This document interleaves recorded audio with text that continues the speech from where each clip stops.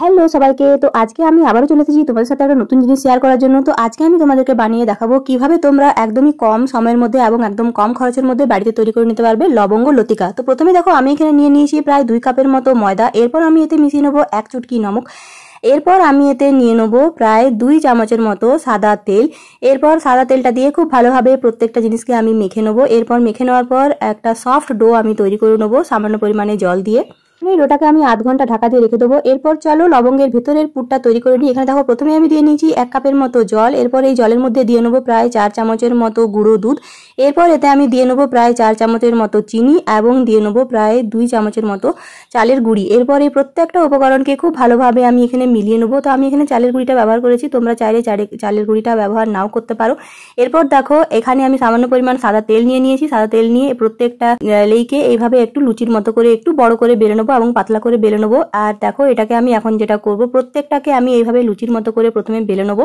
এই যে দেখতেই পাচ্ছ, তো একটা আমার বেলা হয়ে গেছে। এইভাবে বাকিগুলোকে আমি বেলে নেবো। তো দেখো মাঝখানে পুর দিয়ে কিছুটা এইভাবে এই পাশ থেকে টেনে এনে ওইদিকে, এই পাশ থেকে টেনে এনে ওইদিকে এবং এটাকে উল্টো করে এইভাবে দিয়ে একটা লবঙ্গ দিয়ে খুব ভালো করে আমি এটাকে গেঁথে দেবো। তো দেখতেই পাচ্ছ আরেকটা লুচি আমি যেটা ভেবেছিলাম সেটাকে আমি যেটা করবো, এই যে রুটিটাকে যেটা আমি বেলে রেখেছিলাম সেটাকে আমি একটুখানি সেঁকে নেবো, এপিট ওপিট সেঁকে নেবো। এভাবে আমি কিন্তু 5টা লুচি এখানে আমি সেঁকে নিয়েছি বা রুটি সেঁকে নিয়েছি। এরপর এটাকে খুব ভালো করে আমি এখানে রোল করে নেবো। এরপর এইভাবে একটু ট্যারা করে এটাকে আমি কেটে নেবো। দেখতে পাচ্ছ কিভাবে আমি এটাকে কাটছি, একটু ট্যারা করে আমি এটাকে কিন্তু কেটে নিচ্ছি। তো কি করছি এটা তোমাদেরকে চলো দেখাই।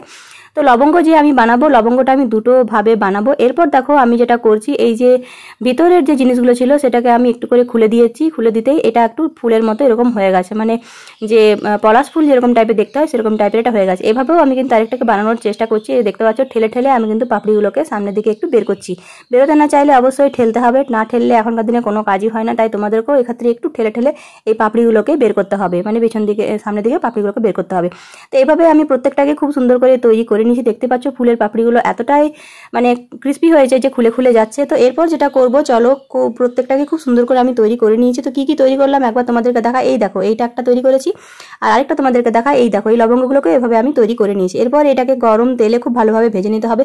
এরপর দেখো আমি এখানে নিয়ে নিয়েছি মিষ্টির রস, মানে এটা আমার বাড়িতে ছিল মিষ্টির রস। এই মিষ্টির রসটা ফেলে দেবো। ফেলে দেওয়ার পরিবর্তে ভাবলাম যে যদি এটা বানিয়ে নিই তাহলে কিরকম হয়। তো লাল লাল করে ভালো করে ভেজে নেওয়ার পর আমি এখন এটার মধ্যে প্রত্যেকটাকে খুব ভালো করে ছেড়ে নেবো। এরপর দেখো এখানে আমি যে সেকেন্ড লবঙ্গ লতিকাগুলোকেও খুব ভালোভাবে ভেজে নেবো, যেগুলো ফুলের মতো আমি তৈরি করেছিলাম সেগুলোকেও একটু লাল করে ভেজে নেবো। লাল করে ভাজা হয়ে গেছে। এরপর এগুলোকেও আমি কিন্তু চিনির রসে ছেড়ে নেবো।